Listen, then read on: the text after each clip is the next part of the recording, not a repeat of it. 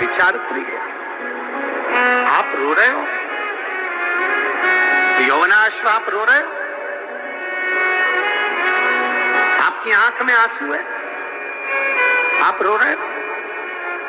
हे यौवनाश्व, रानी कहती है महाराज आपको रोने की जरूरत नहीं है, शंकर की आराधना करो। राजा आधी रात्रि को घर छोड़कर चले गए, आधी रात्रि को शंकर को रिझाने के लिए। मेरे घर में औलाद जरूर होगी, मेरे घर में संतान जरूर होगी।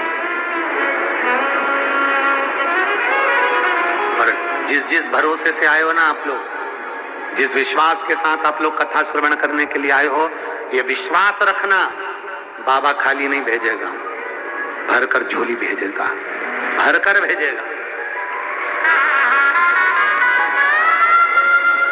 यौवनाश्व भी गया, जंगल में पहुंच गए।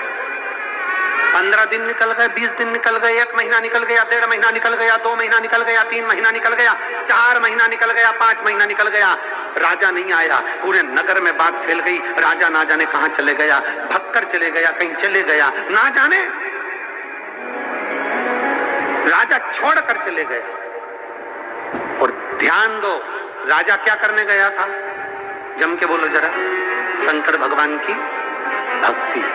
और दुनिया के लोग, गांव के लोग क्या कर रहे हैं? ना जाने कहां भगकर चले गया, ना जाने कहां पहुंच गया। उसने तो अपना घर छोड़ दिया, पत्नी छोड़ दी, बच्चे छोड़ दिए, पूरा राजपाट छोड़कर ना जाने कहां चले गया। दुनिया के लोग ताने दे रहे हैं, दुनिया के लोग अपशब्द कर रहे हैं, दुनिया के लोग आड़े टीड़े बातें कर रहे हैं, दुनिया के लोग कुछ भी बोल रहे हैं। और राजा अपनी शिव भक्ति में लगा हुआ है, शंकर की भक्ति में लगा था। शिव भक्ति में लगे लगे 3 महीने बीतने पर राजा ने थोड़ा सा फल ग्रहण करा। ग्रहण करने पर राजा को प्यास लगने लगी, राजा को प्यास लगी।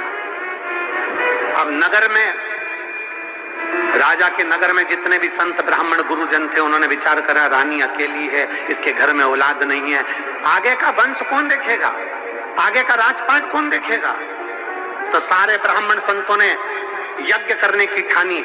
एकांत जंगल में यज्ञ वेदी बनाई गई। ब्राह्मण विद्वानों ने, संतों ने, साधुओं ने यज्ञ करना प्रारंभ करा। रानी के लिए एक जल का पात्र रखा, जिस पात्र को सिद्ध किया गया, उस पात्र का जल रानी को पिलाएंगे तो वो गर्भ ठहर जाएगा। अब एक रात्रि का यज्ञ और बचा था। इतनी देर में क्या हुआ कि सारे ब्राह्मण संत साधु तो जाकर सो गए, विश्राम कर लिए, और राजा को लगी प्यास। तो वो जंगल में ढूंढते ढूंढते पानी को उस यज्ञ वेदी के पास आ गया। आवाज लगाई, ब्राह्मण देवता, गुरुजन, संतजन, प्यास लगी है, मुझको पानी पिला दीजिए। बाबा मुझे प्यास लगी है, पानी दे दीजिए। राजन चिल्ला रहे, आवाज लगा रहे, मुझे प्यास लगी है, पानी पिला दो। कोई आता नहीं। राजा यज्ञशाला में प्रवेश करते हैं, यज्ञ कुंड को नमन करते हैं, शिव जी का ध्यान करते हैं। सामने रखे हुए कलश को उठाकर राजा पानी पी लेते हैं। उनको नहीं मालूम कि ये वो कलश है जो रानी का गर्भ ठहराने के लिए इस जल को तैयार किया गया है।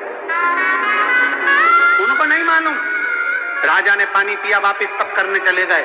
1 महीना तक तप करने के लिए वापस जब पहुंचे, जैसे ही तप करने के लिए गए, दूसरे दिन यज्ञ वेदी में जाकर देखा तो जो जल का कलश था, जिसको रानी के लिए तैयार करा गया था गर्भ ठहराने के लिए, संतान की प्राप्ति के लिए, मालूम पड़ा वो पात्र खाली पड़ा था। हाहाकार मच गया पूरे नगर में,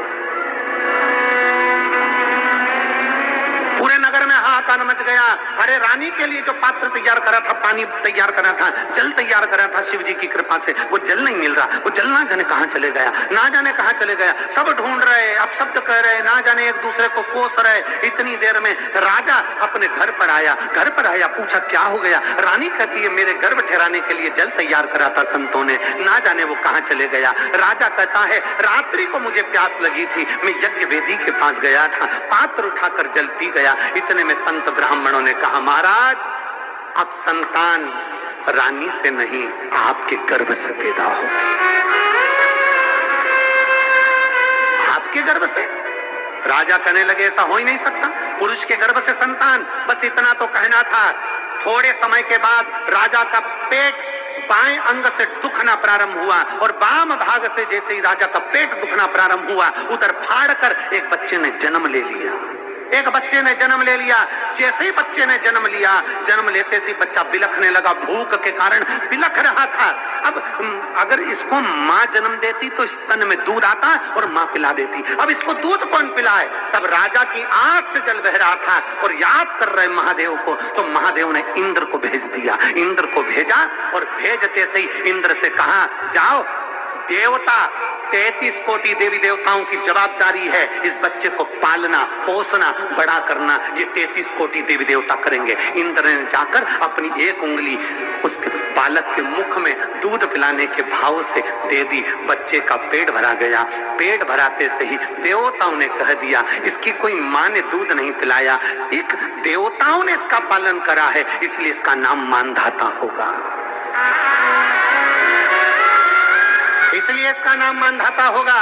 और मानधाता साधारण नहीं होगा, एक शंकर के जल से, शंकर के तेज से, शंकर की प्रतिष्ठा से, शिव की भक्ति से ये राजा का जन्म हुआ है। 33 कोटि देवताओं ने इसका पालन करा है। ये राजा का पुत्र नहीं, ये देवताओं का पुत्र राजा मानधाता कहलाएगा। राजा मानधाता, जिसको गोदी में खिलाने के लिए माता पार्वती जी आती थी, जिसको गोदी में खिलाने के लिए माँ रेवा आती थी, जिसको गोदी में खिलाने के लिए देवियां लक्ष्मी, सरस्वती, ब्रह्माणी, इंद्राणी देवियां उसको गोदी में खिलाने के लिए आती थी, ऐसे राजा मानधाता थे। जब उनका राजपाट आया, समय की अवस्था ऐसी आ गई, पूरा राज्य जब संभाल लिया तो देवता प्रसन्न हो गए कि अब राजा मानधाता अपने राज्य को संभाल लेगा। पर राजा मानधाता को क्या मालूम था कि कुछ ऐसे भी थे कि जिनके भीतर राजा मानधाता का तेज बल देखकर ईर्ष्या जागृत हो गई। आप अच्छा करोगे ना, बहुत आगे बढ़ोगे ना, बहुत उन्नति की सीढ़ी पर चढ़ोगे ना, बहुत तरक्की करोगे ना, बहुत तुम्हारा नाम चलेगा ना, बहुत शोहरत चलेगी ना तुम्हारी, तुम्हारे पीछे दुनिया के सारे लोग लग जाएंगे कि तुम्हारा पांव पकड़कर कैसे नीचे गिराया जाए, कैसे तुम्हारा पांव पकड़ के नीचे गिराया जाए, कैसे तुम्हारे नाम को खराब करा जाए, किस तरह से तुम्हारे पांव को नीचे गिराया जाए। राजा मानधाता जब पूरे नगर की रक्षा करने लगे, पूरे नगर में वैभव, सत्ता, सब कुछ आ गया, पूरा नगर शंकर की भक्ति में डूबने लगा। पूरा मानधाता नगर शिव की भक्ति में डूबा हुआ था, पूरा मानधाता नगर। पर कुछ लोगों के मन में ईर्ष्या जागृत हो गई, शंकर की भक्ति है, शिव की भक्ति में शंकर को जल चढ़ा रहे, शंकर का गुणगान कर रहे, शंकर का गुणगान। इतने में कुछ लोग जो जलने वाले, ईर्ष्या वाले थे, उन्होंने यज्ञ करा, यज्ञ कर कर देवताओं से वर मांगा कि एक वर हमको दे दो कि मानधाता की नगरी में पानी ना गिरे। मानधाता की नगरी में पानी नहीं गिरना चाहिए, मानधाता की नगरी में अन्न नहीं होना चाहिए, मानधाता की नगरी में कोई अन्न का भाग ना हो, मानधाता की नगरी में रहने वाला भूखा मरना चाहिए, ये वर दीजिए। देवता, जरा विचार करिएगा, त्र्यंबकेश्वर की कथा सुनिए आप लोगों ने? अरे जम के तो बोलो, सुनिए त्र्यंबकेश्वर की। त्र्यंबकेश्वर भगवान की कथा सुनी होगी तो उसमें आया होगा, गौतम ऋषि पर गौ हत्या का दोष लगाया, लगाने वाले कोई दूसरे नहीं थे। गौतम बाबा पर गौ हत्या का दोष लगाने वाले कोई दूसरे नहीं थे, वहीं के संत, साधु, ऋषिवर, ब्राह्मण जन, जिन्होंने गौ माता को, गणेश जी को गाय बनाया और गौतम ऋषि के आश्रम में भेज दिया, और गौतम ऋषि के आश्रम में भेजा और गौ माता को, गणेश जी को गाय बनाकर भेजकर कहा कि गणेश जी तुम्हें हम गाय बनाकर भेज रहे हैं, तुम्हें गौ माता बनकर गौतम ऋषि के आश्रम में मरना पड़ेगा, प्राण छोड़ना पड़ेगा। गणेश जी ने कहा ऐसा मत करो, क्यों ऐसा कर रहे हो, बस तुम्हें मरना है गौतम ऋषि के आश्रम में, तुम्हारे प्राण छूटना चाहिए गौतम ऋषि के आश्रम में। और गौतम बाबा के आश्रम में गणेश जी गाय बनकर गए और उनके प्राण छूटे। सारे लोगों ने हाहाकार मचा दिया, ये गौतम ऋषि तो ढोंगी है, इसने ऐसा कर दिया, गौ हत्या का दोष लगा दिया गौतम ऋषि पर। गौतम ऋषि भटकते रहे। तब उनकी धर्म पत्नी ने भगवान ब्रह्मा, विष्णु, महेश की आराधना करी। तब ब्रह्मा, विष्णु, महेश 3 शिवलिंग के रूप में प्रकट हो गए और नाम त्र्यंबकेश्वर पड़ गया। ईर्ष्या करने वाले किसी भी तरह का इल्जाम लगा सकते।